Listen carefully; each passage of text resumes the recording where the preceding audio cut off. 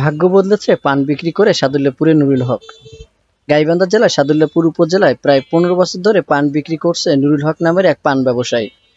পৈতৃক সূত্রে প্রাপ্ত এই পানের ব্যবসায় স্বাদের বৈচিত্র্যতা এনেছেন তিনি। অত্র অঞ্চলে মানুষের কাছে জনপ্রিয় হয়ে উঠেছে তার এই মিষ্টি পান। তার কাছে পানের রহস্য জানতে চাইলে তিনি বলেন, তার কাছে নিজের হাতের তৈরি নানাবিধ স্বাস্থ্যসম্মত মশলা পানকে করেছে আরো সুস্বাদু। প্রতিদিন প্রায় ১০,০০০ টাকার পান বিক্রি করেন বলে তিনি জানান। সদা হাস্যোজ্জ্বল নুরুল হক নিরলসভাবে পান বিক্রি করে ক্রয় করেছেন ৭ বিঘা জমি ও তৈরি করেছেন একটি ফ্ল্যাট বাড়ি। এত মিষ্টি মিষ্টি পান বিক্রি হচ্ছে, কত টাকার পান বিক্রি হয় ডেইলি? প্রতিদিনের পান বিক্রি হলো ১০,০০০ টাকা। ১০,০০০ টাকার পান বিক্রি হয়।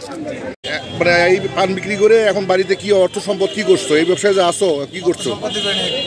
৭ বিঘা জমি নিয়েছি, ওখানে আমি একটা ফ্ল্যাট বাসা করছি।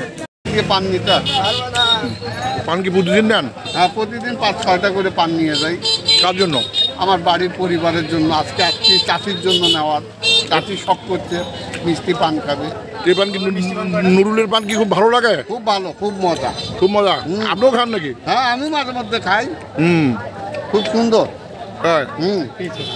সিরিয়াল ধরি থাকা নাকি মেলা কোন করে।